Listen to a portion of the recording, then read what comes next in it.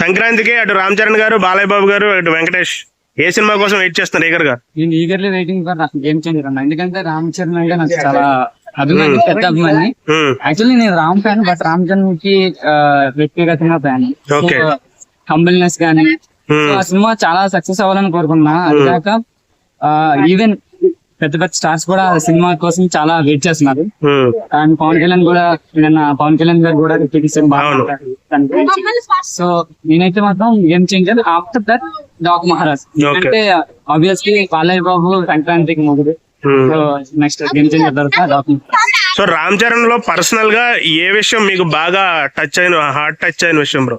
నాకు బాగా heart touch విషయం ఏంటంటే తను నార్మల్ పీపుల్ తే కాకుండా ఈవెన్ ఇన్ టాలీవుడ్ లో కూడా సెలబ్రిటీస్ హెల్ప్ చేస్తారు. లైక్ మన జానీ మాస్టర్ వాళ్ళ పాపకి ఏదో హార్ట్ సర్జరీ సంథింగ్ అయ్యేటప్పుడు. అండ్ ఈవెన్ అపోలో హాస్పిటల్స్ అన్నింటిలో కూడా ప్రతిదీ హెల్పింగ్ ట్రస్ట్ అనేది ఉంది. సో ఆ ట్రస్ట్ ద్వారా చాలా మందికి హెల్ప్ చేస్తున్నారు. సో నాకు అతని విషయంలో మెయిన్ నచ్చేది పవన్ కళ్యాణ్ ఇన్స్పిరేషన్ తీసుకుని రామ్ చరణ్ గారు ఇట్లా అయ్యారనేది నా ఒపీనియన్. పవన్ కళ్యాణ్ నేను ఎంత అభిమానమో సో అట్లానే రామ్ చరణ్ గారు పర్సనల్ గా, నాట్ లైక్ మూవీస్ పరంగా కాదు.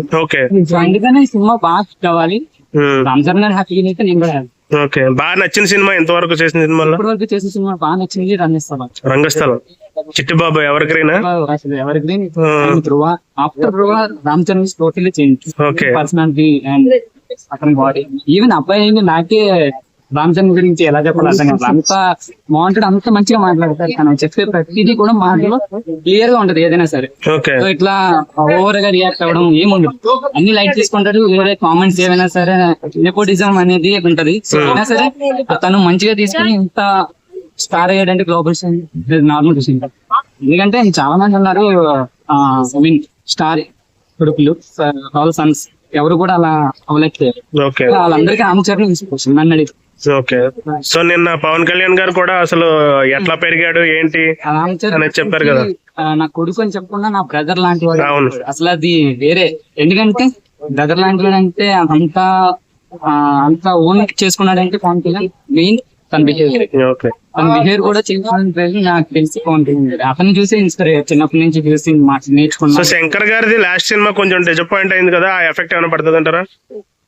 అంటే యాక్చువల్లీ శంకర్ గారి బ్యాక్ చెప్పింగ్ అని అందరూ అనుకున్నారు. కానీ నాకు తెలిసినంత వరకు రామ్ చరణ్ యాక్టింగ్ ద్వారా దాన్ని లేపే ఛాన్సెస్ అయితే ఉంటాయి. ఎలానో శంకర్ గారి డైరెక్షన్ తోపు ఉంటది, మన రామ్ చరణ్ యాక్టింగ్ చెప్పవసరం.